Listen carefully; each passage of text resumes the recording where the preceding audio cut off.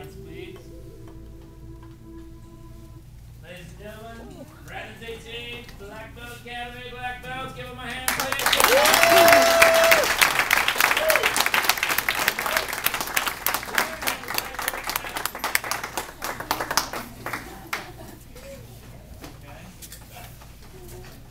You guys, is everybody chitty up? Sir! As we sit there and go through that, my first time, I've told some of you guys this story, that I ever did a candlelight ceremony was in Little Rock, Arkansas in 1990. We went up this thing they called Song on Mountain, which was a very big, ugly mountain in Little Rock, Arkansas. And in the back of the mountain, when we were walking, and it was before sunrise, they said, "Wake up, we're going to train," and marched us up this hill. Had a little headband on, I was a red collar, going, "Where are we going?"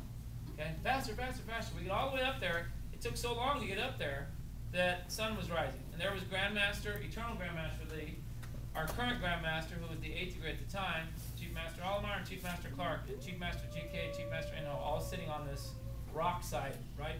Tree there and rock. I'm like, oh, and I'm trying to wake up still from this early climb in the morning. And what's going on? Didn't have to ever know what was happening. Sit down on the side of this mountain, on top of this mountain, right next to a rock, and have the same things read to us, but by Grandmaster, not off the tape. You understand? Sir. And he goes, okay, this is what's called a sunrise ceremony for instructors. And he says, one day, and I'm in the very back of this thing going, I don't know what he's talking about. I still haven't, I'm not waking up yet.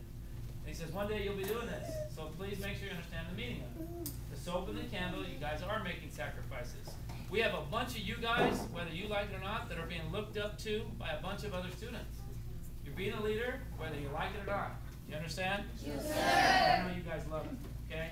So you got to make sure, this is the only way it really means something, that when we're not here standing in our uniforms and our belts, that you're still behaving this way and helping others everywhere you go. Does that make sense? Yes, sir. That's the only way. That's the only way. And there's something that just is giving me goosebumps. I'm looking out, I'm going, wow, there's more black belts here than we had at white belt test. Okay, so that's just a sign you guys and your families are very dedicated to you guys and your training. So please give your families a hand.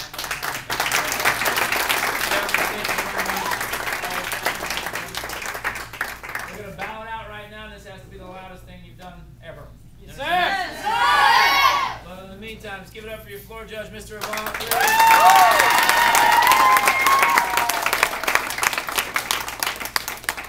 Now listen, on Monday, there's a big tournament for Mr. Dillo on this Saturday, okay? We're done here in just a few minutes, so if you go to the tournament on Saturday, you have to find, as you walk in, you go, wow, where's the place at the Tropicana? Look for Mrs. McHenry or our staff, but Mrs. McHenry will be there catching you, I promise. And if you sign up at the door, we still get credit for you as a person going from our school. Sir. If you go in there and didn't do that, we don't. And if we get 60 people to go to the tournament, like our goal, not only we're going to have a big, huge party for that, but that will also ensure the fact that we win again the chance to get first choice in the tournament next year. This tournament that's Mr. Dillo's, Mr. Dillo would fit right here as my highest ranking student. Okay? Mr. Dillo hadn't had a tournament yet since he's been back in town for a few years. So we gave him that tournament. So our student would have a chance to do it. There's one problem with the tournament. You can't really have one if nobody shows up. It's a lot of fun at opening ceremonies, but after that it just falls right off. So we need participation. And right after that, that is the last regional anything of the year for all you guys trying to get points or want to experience it, good chance. And then Tuesday, we're having a black belts only leadership tournament here at the school, which we have some sponsors that have taken care of that. And there's how many spots? 24? Something like that?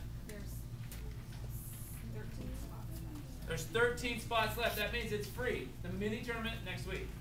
Okay? But you have to check with Ms. Westbrook over there and get your name on there so we can fill the spot. Just like all the other mini tournaments we've done here in the school. Okay? So a lot of stuff coming up, guys. And the biggest thing I can tell you is this. Mr. Anderlich, who just achieved his 4th degree, Mr. Scott, who just achieved their 4th degrees, they both have won the scholarship that the H.U. Lee Foundation provides. They both have helped other people raise funds. You know, other schools, everybody raised funds over the years. They both are current living, breathing products of not only great families, but the ATA's leadership program that sends kids to college. And this year, Mr. Anderlich is actually graduating college. So come on, let's give it up.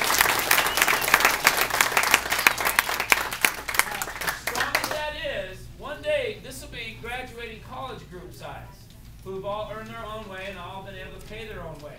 Okay, but in the next few years, Ms. Heighton has just got back on track as far as the HEB Foundation goes. She's going to apply when? Tonight! Okay? But she's been helping out so much for all these years, and she's going to go to college. Are you currently going? 2 years service. She's been going for 2 years, and she said, okay, how do I get involved? I said, here's what you got to do.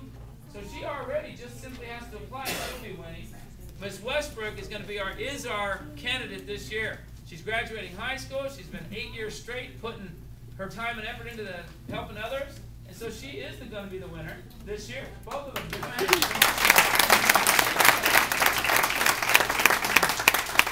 just need you to understand how simple this is. Mr. Vaughn is do you have a 3.8 or 4.9? What do you got for grade point? I have a 3.75, sir. He's got a 3.75 through high school. He'll be graduating, winning scholarships from all over the place, I'm sure.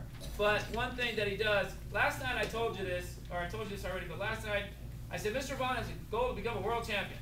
Now, he was quick to text us later that it's my goal of becoming a world champion is only part of it. It's because so I can help other people by saying I know what it is and I can do it. So his goal